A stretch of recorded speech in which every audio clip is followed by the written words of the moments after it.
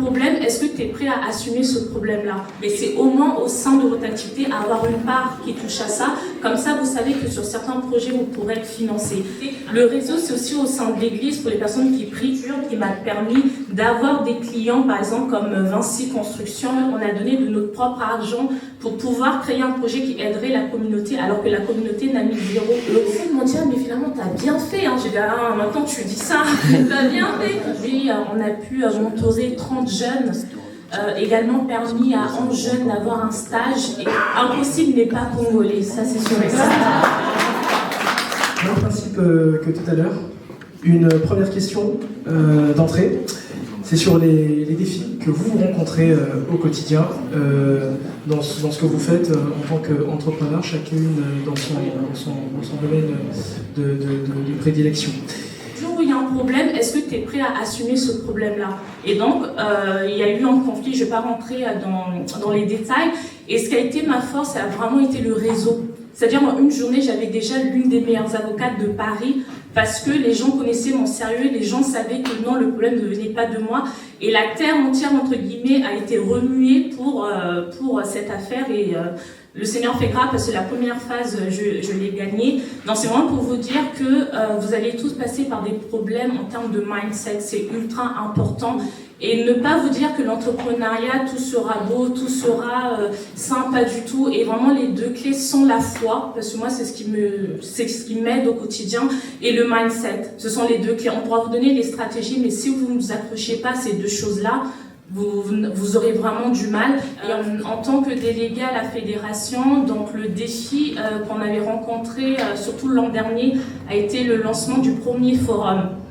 Encore une fois, c'est une question de mindset, parce que quand on parle du projet auprès de la communauté congolaise, les gens, pour eux, c'est nouveau. Une fédération qui va rassembler tout le monde, d'aller faire un événement, un forum, c'est quelque chose. Effectivement, il y a des initiatives qui ont déjà été créées, notamment à travers l'association de ce jour, mais c'était quelque chose qui était nouveau. Donc quand on demande aux personnes de contribuer financièrement, pour le dire clairement, il n'y a personne qui a mis de l'argent.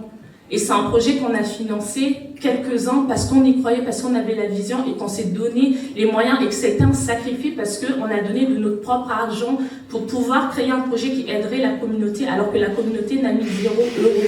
Voilà, donc ça a été un défi qu'on a pu relever. Mais c'est vraiment pour vous dire que quand vous faites les choses, n'attendez pas que les gens puissent mettre de l'argent. Vous avez la vision, et c'est pour ça que pour moi le plus important, ce n'est pas tant d'avoir du matériel, d'avoir de l'argent. Quand vous avez la vision qui est là, quand vous êtes dans votre... Bon, je ne vais pas monopoliser la parole, mais c'est vraiment pour vous dire que voilà, quand vous avez la vision, il y a tout qui se crée autour de l'année. Et après, le plus important, en fait, le premier réseau que vous établissez déjà aujourd'hui, c'est aujourd'hui, les personnes qui sont là, c'est aussi au sein de la commune. Moi, par exemple, je ne comprends pas les gens qui ne... Bon, je critique personne, mais qui ne participent pas à la journée du patrimoine. Mais c'est la meilleure journée dans l'année pour connecter avec les gens qui ont les clés de la ville. Parce que vous allez partir dans un musée, vous allez échanger avec des personnes. Il y a souvent aussi un cocktail qui est organisé par monsieur ou madame le maire. Donc là, tout de suite, vous êtes en contact avec les élus. En fait, le réseau, c'est avant tout là où vous êtes, votre environnement. Les amis. Quels sont vos amis? Est-ce que ce sont des personnes qui sont fainéantes? C'est ça. Est-ce que ce sont des personnes qui vous élèvent vraiment? Est-ce que ce sont des personnes qui peuvent vous connecter? Le réseau, quand on ne peut pas le financer, on se rend dans des événements. On fait du networking. En amont, il faut préparer un pitch. Il y a des personnes qui ne savent pas ce que c'est un pitch. Il faut préparer le pitch. On n'a pas le même pitch en fonction des personnes, face à un investisseur, face à un client, face à un partenaire. Ce sont des pitchs qui sont différents. Et en ce qui concerne les réseaux, le moyen aussi d'avoir un réseau qu'on ne voit pas, c'est via les réseaux sociaux. Il y a YouTube. Moi, par exemple, j'ai un mentor que j'ai jamais rencontré parce qu'il est décédé, mais pourtant c'est mon mentor, c'est Miles Monroe. Sur YouTube, il y a en fait tout ça, en fait le réseau, c'est pas juste des personnes qui vont vous apporter en termes de chiffre d'affaires tout de suite, mais c'est aussi en termes de déblocage. Le réseau, c'est aussi au sein de l'église pour les personnes qui prient. Ça va, franchement, moi j'ai pu avoir des opportunités via mon église. Donc tout ça c'est le réseau en fait, c'est vous qui le constituez. Ah oui, non mais franchement, dans les lieux de culte, n'hésitez pas en tout cas. Oui, parce que en fait les lieux de culte, en fait ça sert déjà de filtre. Parce que vous êtes avec des personnes avec lesquelles vous partagez une foi. Vous n'avez pas besoin de les convaincre parce qu'en termes de valeur, vous avez quelque chose d'invisible, mais qui en chacun de vous, malgré votre différence. Et vous avez des chefs d'entreprise, vous avez des banquiers, et toutes ces personnes sont toutes dans des réseaux du monde, on peut dire ça comme ça. Mais au sein de l'église, c'est différent, vous allez connecter vraiment, expérimenter des experts. Mais vraiment, c'est dingue, parce que je suis à mon bureau, j'ai dit Seigneur, et là, je ne comprends pas comment ça se fait. À la fin de ma journée, j'ai pu tout faire. Et même quand j'ai une réunion, je me dis, oh là là, mais tel et tel sujet, je ne l'ai pas traité. Tout cool, à la fin de la réunion, c'était super. Même moi, je me dis, mais attends, mais comment c'est possible? Et donc, vraiment, c'est vraiment pour vous dire que... Avoir une source de motivation. Ah non, mais complètement, exactement. Et c'est ça à la fois. Et puis, l'entourage, c'est important, mais à la fois, il faut se dire aussi une réalité, c'est que beaucoup d'entrepreneurs, quand ils démarrent, vous n'avez pas de soutien. Donc c'est vous dire en fait, à nouveau tout commence par vous-même et je salue vraiment ma mère qui est présente dans la salle parce que quand j'avais démarré, j'ai eu un parcours qui est tellement spécial qu'à chaque fois que je prenais des décisions, je n'étais pas soutenue parce que on comprenait pas en fait. N'ayez pas peur de pas être soutenu.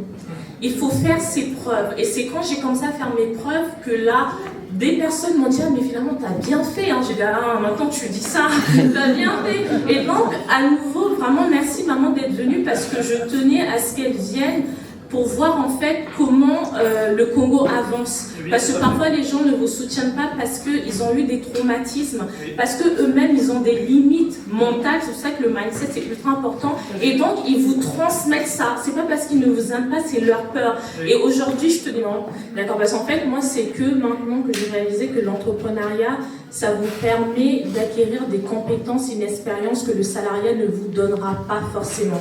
Parce qu'en fait, par exemple, moi, sur le poste sur lequel je suis, ce qui a fait la différence, ça a été l'expérience que j'ai accumulée en tant qu'entrepreneur. Et c'est là que j'ai réalisé, je me suis dit, ah d'accord, je comprends mieux pourquoi je suis passée par tout ça. Avec mes propres fonds que je me suis lancée. Et avant de me lancer, j'avais déjà un contrat qui était quasiment signé avant d'ouvrir mon entreprise. Parce que dès lors que vous ouvrez votre entreprise, si vous n'avez pas les fonds qui rentrent, vous perdez déjà de l'argent inconsciemment en fait.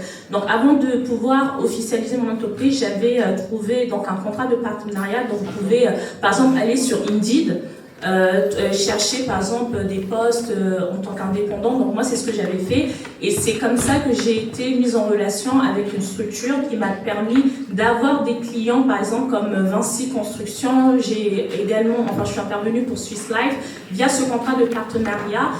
Et ce qui a été juste moyen d'avoir des financements, donc en tant que chargé de développement territorial, quand vous avez une entreprise qu'on appelle ESS, une entreprise dont l'activité entre dans le cadre d'une entreprise sociale et solidaire, vous avez automatiquement des aides de l'État, des aides de la région, des aides également des communes. Donc, ce que vous pouvez faire, c'est peut-être que votre but, c'est pas d'avoir une entreprise dans ce sens-là, mais c'est au moins au sein de votre activité avoir une part qui touche à ça. Comme ça, vous savez que sur certains projets, vous pourrez être financé. Vous remercier pour votre présence. Je pense qu'il n'y a vraiment pas de hasard et si vous êtes venu, c'est que vous avez vraiment un témoignage à ressortir de ce moment. Donc ne repartez surtout pas de la manière dont vous êtes arrivé. Vous avez la possibilité d'avoir des connexions ici, de parler aussi de ce qui s'est passé aujourd'hui autour de vous. Parce que parfois les personnes ont des blocages, une image plus ou moins faussée sur le pays, mais c'est important de montrer qu'il y a des choses qui avancent. Et par rapport à la fédération, aujourd'hui, on a pu mentorer 30 jeunes. Également permis à 11 jeunes d'avoir un stage et 4 personnes à trouver leur premier CDI. Donc c'est vraiment pour vous montrer que tout est possible. Impossible n'est pas congolais, ça c'est sûr et certain. J'espère que vous pardonnez.